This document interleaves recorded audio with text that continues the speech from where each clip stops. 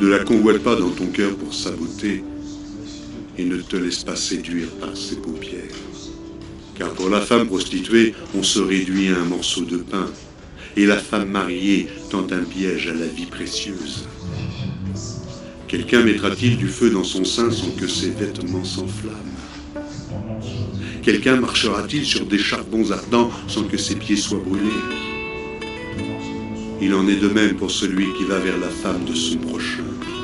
Quiconque la touche ne restera pas impuni. On ne tient pas pour innocent le voleur qui dérobe pour satisfaire son appétit quand il a faim. Si on le trouve, il fera une restitution au septuple. Il donnera tout ce qu'il a dans sa maison. Mais celui qui commet un adultère avec une femme est dépourvu de sens. Celui qui veut se perdre agit de la sorte. Il n'aura que plaie et ignominie, et son opprobre ne s'effacera point. Car la jalousie met un homme en fureur, et il est sans pitié au jour de la vengeance. Il n'a égard à aucune rançon, et il est inflexible. Quand même tu multiplierais les taux. Chapitre 7. Mon fils, retiens mes paroles et garde avec toi mes préceptes. Observe mes préceptes et tu vivras. Garde mes enseignements comme la prunelle de tes yeux. Lis-les sur tes doigts, écris-les sur la table de ton cœur. Dis à la sagesse, tu es ma sœur, et appelle l'intelligence ton amie, pour qu'elle te préserve de la femme étrangère, de l'étrangère qui emploie des paroles doucereuses. J'étais à la fenêtre de ma maison et je regardais à travers mon treillis. J'aperçus parmi les stupides, je remarquai parmi les jeunes gens un garçon dépourvu de sens. Il passait dans la rue près de l'angle où se tenait une de ces étrangères et il se dirigeait lentement du côté de sa demeure. C'était au crépuscule, pendant la soirée, au milieu de la nuit et de l'obscurité. Et voici, il fut abordé par une femme ayant la mise d'une prostituée et la ruse dans le cœur. Elle était bruyante et rétive. Ses pieds ne restaient point dans sa maison. Tantôt dans la rue, tantôt sur les places, et près de tous les angles, elle était aux aguets. Il la saisit et l'embrassa, et d'un air effronté lui dit « Je devais un sacrifice d'action de grâce. Aujourd'hui, j'ai accompli mes vœux. C'est pourquoi je suis sorti au-devant de toi pour te chercher, et je t'ai trouvé.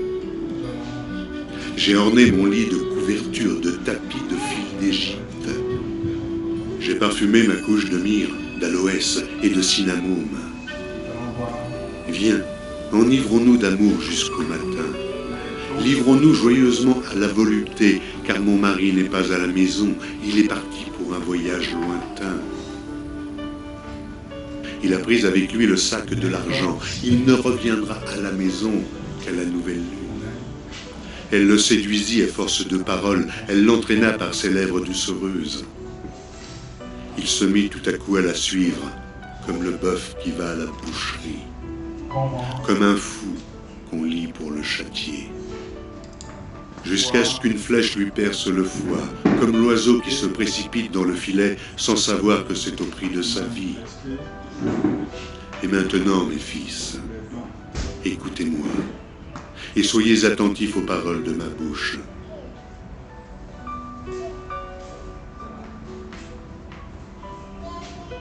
Que ton cœur ne se détourne pas vers les voies d'une telle femme, ne t'égare pas dans ses sentiers, car elle a fait tomber beaucoup de victimes. Ils sont nombreux, tous ceux qu'elle a tués. Sa maison, c'est le chemin du séjour des morts. Il descend vers les demeures de la mort. Proverbe, chapitre 8. La sagesse ne crie-t-elle pas? L'intelligence n'élève-t-elle pas sa voix? C'est au sommet des hauteurs près de la route. C'est à la croisée des chemins qu'elle se place. À côté des portes à l'entrée de la ville, à l'intérieur des portes, elle fait entendre ses cris. Homme, c'est à vous que je crie, et ma voix s'adresse au Fils de l'homme. Stupide, apprenez le discernement. Insensé, apprenez l'intelligence. Écoutez, car j'ai de grandes choses à dire. Et mes lèvres s'ouvrent pour enseigner ce qui est droit. Car ma bouche proclame la vérité, et mes lèvres ont en horreur le mensonge. Toutes les paroles de ma bouche sont justes. Elles n'ont rien de faux ni de détourné. Toutes sont claires pour celui qui est intelligent, et droites pour ceux qui ont trouvé la science. Préférez mes instructions à l'argent, et à la science à l'or le plus précieux. Car la sagesse vaut mieux que les perles. Elle a plus de valeur que tous les objets de prix. Moi, la sagesse, j'ai pour demeure le discernement, et je possède la science de la réflexion.